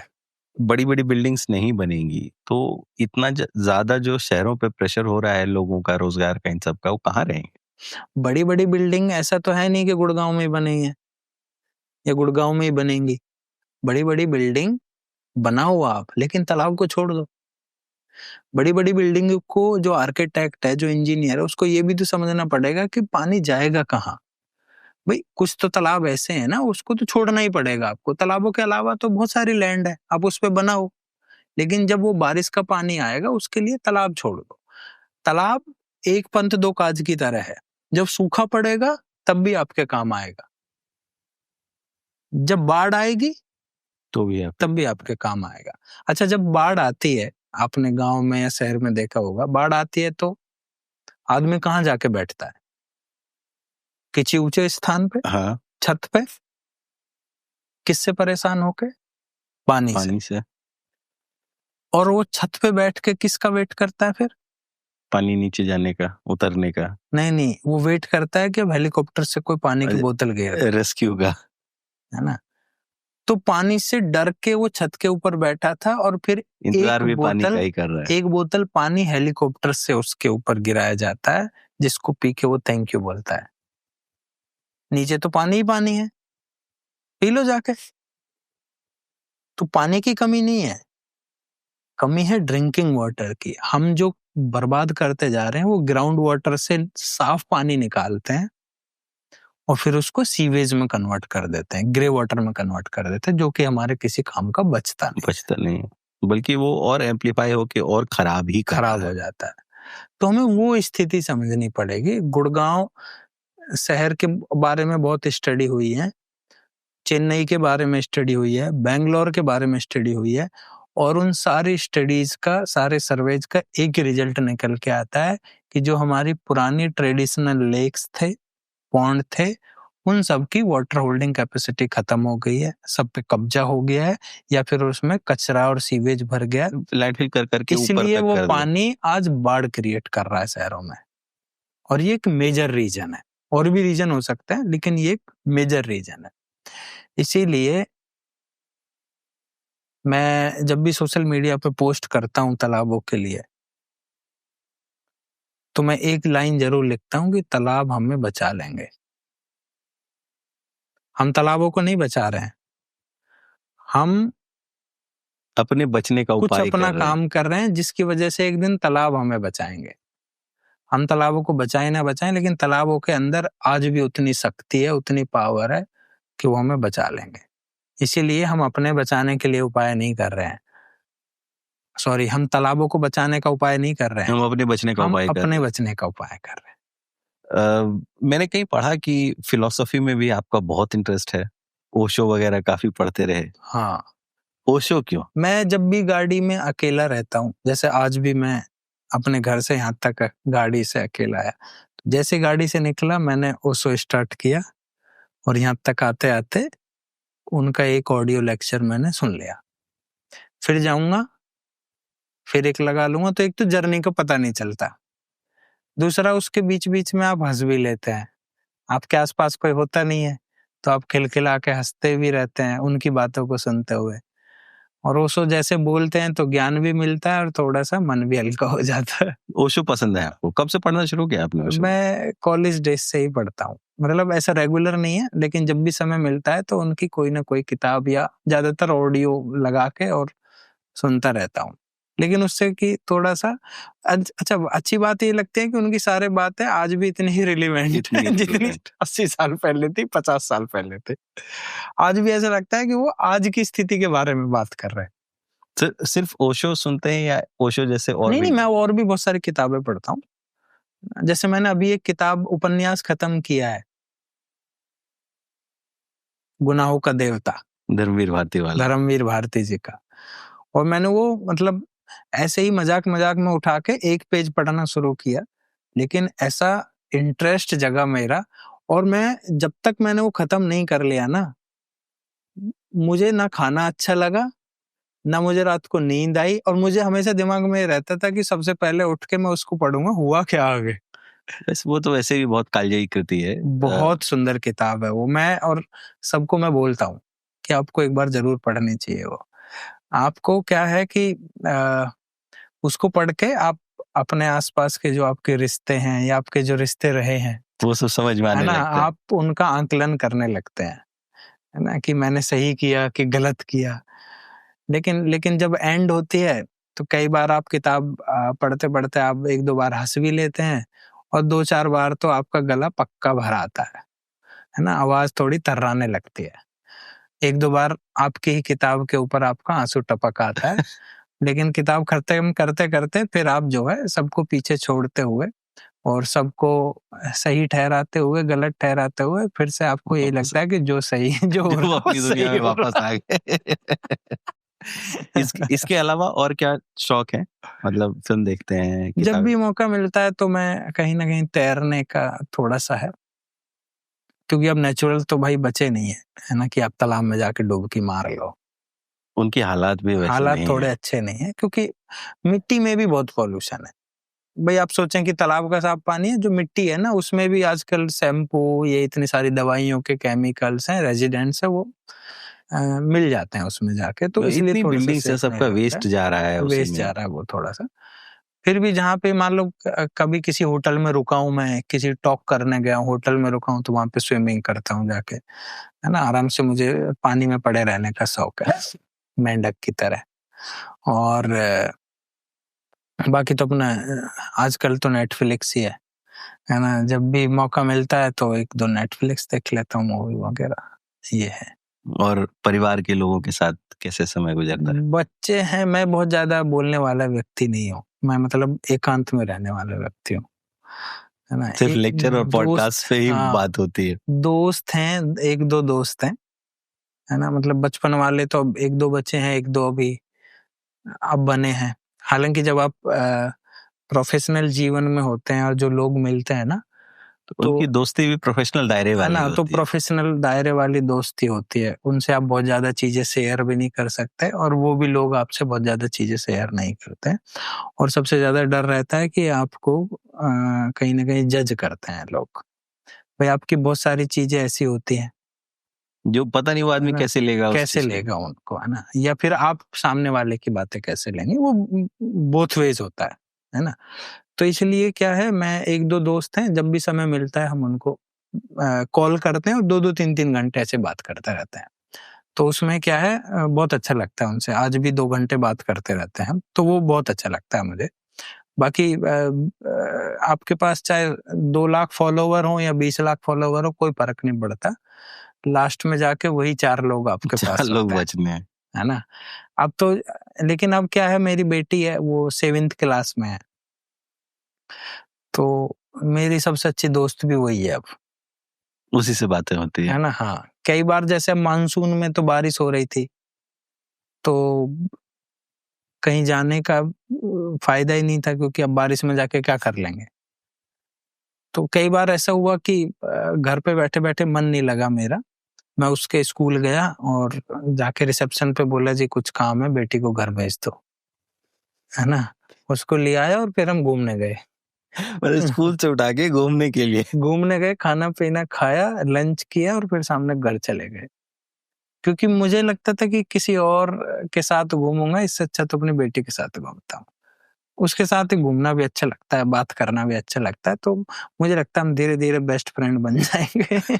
और और और जैसे काम के स्ट्रगल की बातें भी शेयर हो जाती हैं। हाँ, कुछ-कुछ जो उसको समझ में आती अभी तो बहुत छोटी है है। ना? वही मैं कह रहा हूँ, जो उसके लेवल की बात है, वो धीरे-धीरे समझेगी, बट अभी उसको बहुत ज़्यादा चैलेंजेस नहीं बता, मैं तो टॉक्स में भी नहीं बताता बहुत ज़्यादा चैलेंजेस, क्योंकि आप युवाओं को डिमोटिवेट नहीं कर सकते। उनको तो ये बताना है कि ये काम कितना आसान है। बट चैलेंजेस तो हैं। चैलेंजेस हैं, लेकिन आप किसी को बोलेंगे कि आपके खिलाफ एफआईआर भी हो जाएगी, है कोई ना? का काम से पहले ही आपके हट पीछे जाए। लोग डंडे लेके भाग लेंगे, तो भाई वो शुरुआत ही नहीं कर पाएगा, है ना? आपको तो उनको बिल्कुल वो लो हैंगिंग फ्रूट्स की तरह बताना है कि काम शुरू करो, हो जाएगा, और जब आप शुरू करते हैं तो हो भी जाता है ना? और वो खुद फिर आपको एक्सपीरियंस ऑप्शन करेंगे, नहीं करना। समझेंगे। हाँ, समझ लेंगे। हालाँकि जो बहुत अच्छे कॉलेजों में पढ़ रहे हैं, भई मेरा क्या है, मैं तो गाँव में इसलिए कर रहा हूँ, गाँव में ही रह रहा हूँ, गाँव की गालियों को भी समझता हूँ और वही आशीर्वाद समाज को भी में 10 लोग समझता हूँ, जानने वाले है हैं। ना? हाँ, तो साम-दाम दंड करके मैनेज कर लेते हैं कुछ भी। अब शहर से एक बच्चा आया, ये किसी ने गाली दे दिया, डंडा लेके पीछे भाग वो गया, दोबारा तो वापस नहीं दोबारा आएगा। जाएगा नहीं, तो काम ही बंद हो जाता है वो पूरा। तो वो थोड़ा-सा ऐसे में तो फिर वॉलंटियर्स मिलना भी कठिन है। वॉलंटियर तो क्या, गाँव में तो वॉलंटियर गाँव के ही लोग हैं, बाहर से थोड़ी ना आएगा कोई, है ना? वही लोग हैं, और शहर में तो इस कॉलेज वाले बच्चे हैं, वो तो फिर 1-2 घंटे के लिए सिर्फ सेल्फी लेने के लिए आते हैं, एक है ना? सेल्फी विद पॉन्ड मैन हाँ, आपका वो सेल्फी कॉन्सेप्ट। विद पॉन्ड था। सेल्फी विद पॉन्ड में ये था कि भाई जब भी आप अपने गाँव जाएँ, जब भी आप अपने जहाँ से भी आप बिलोंग करते हैं वहां पे जाएं, तो आप अपने गांव के तालाब की सेल्फी लेके उस पर अपलोड करिए, उसके साथ अपनी मेमोरी लिखिए, क्या आप उसके साथ करना चाहते हैं वो लिखिए। तो बहुत अच्छे अच्छे स्टोरी पता चली। कई लोगों ने शेयर किया कि हम गांव में गए थे आपकी मुहिम को सपोर्ट करने के लिए, और मुझे उम्मीद थी कि जैसा पहले था वैसे ही होगा, लेकिन अब वहां पे कोई तालाब नहीं है, वहां पे सिर्फ एक कचरा घर है, भर गया है ऊपर भर तक। गया है पूरा। और इसका रीजन ये है कि गांव में भी उतना ही चिप्स कुरकुरे पैकेट दूध मिलने लगा है जितना प्लास्टिक शहर उतना में ही यूज हो रहा है वहां भी। उतना ही यूज हो रहा है।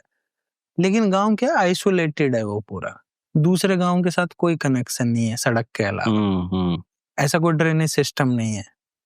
तो एंड चीजें कहाँ पे होती हैं जाके? तालाब में।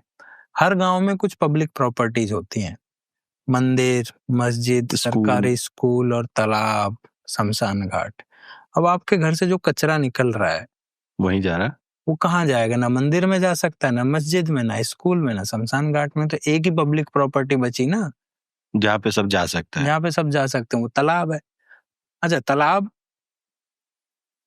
जब तक तो पूजनीय थे जब तक जरूरत थी, वो पूजनीय तो रहे अब ही नहीं पानी है। का सिस्टम बाहर से पाइप से आ गया है। अब तो हर घर जल योजना आ गई है, आपके घर में सर्वर सरेबिल आ गया है, तो वो अब जरूरत ज्यादा बची नहीं। वो टंकी लग गई है, जगह जगह मोटर से हाँ, पानी वो हो गई। चढ़ेगा। हमारे यहाँ पश्चिमी उत्तर प्रदेश में और स्पेशली हमारे गुज्जर समाज में एक प्रथा है कि जब भी कोई लड़का घर में पैदा होगा तो कुआं पूजन होता है। वो भारत के और और भी उस हिस्सों में कुआं पूजन में ये यहाँ पे कुआं पूजन है, कहीं तालाब पूजन है, कहीं लेक पूजन है, कहीं ऐसे पूजन, वाटर बॉडीज का है। तो कुआं पूजन में एक नॉर्मल से कुआं पूजन में 10 लाख रुपए आराम से खर्च हो जाते हैं।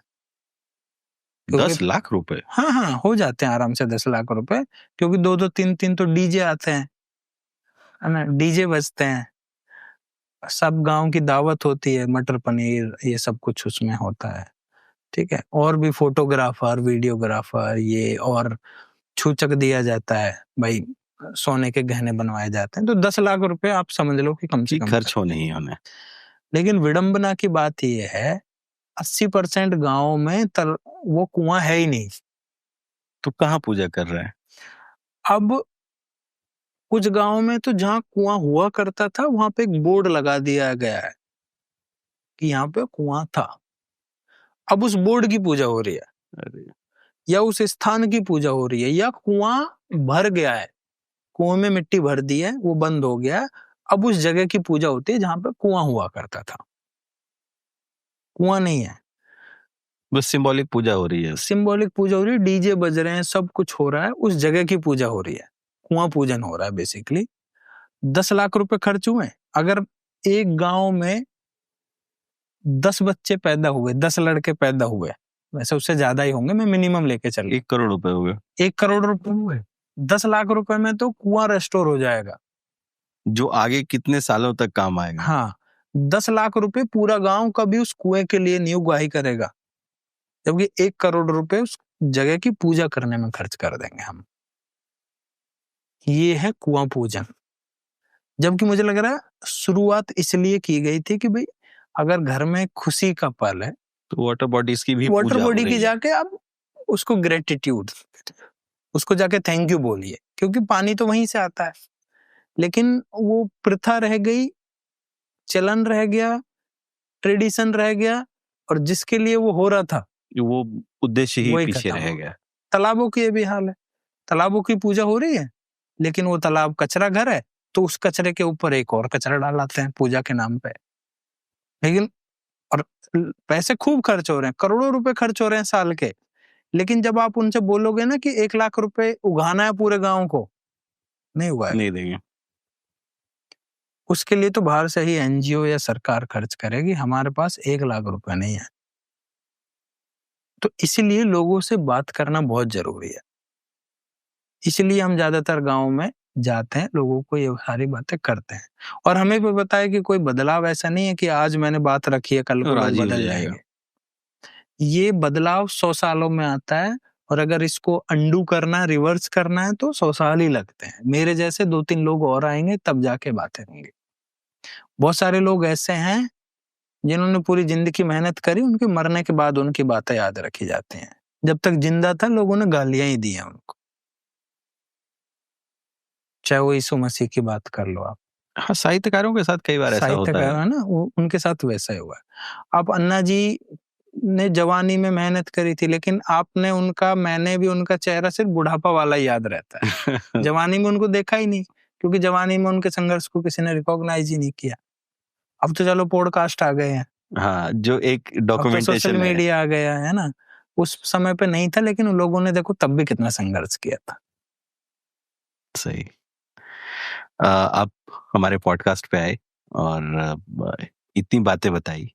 जाने से पहले एक और चीज जो हमारे दर्शक आपसे जानना चाहेंगे कि अगर कल से ही मुझे पॉन्डमैन का काम शुरू करना है तो मेरी बेसिक रिक्वायरमेंट क्या क्या है जो मेरे पास होनी ही चाहिए? अगर आपको कल से पॉन्डमैन का काम शुरू करना है तो सबसे पहले आपको मन बनाना होगा, है ना, कि भाई मुझे करना है काम।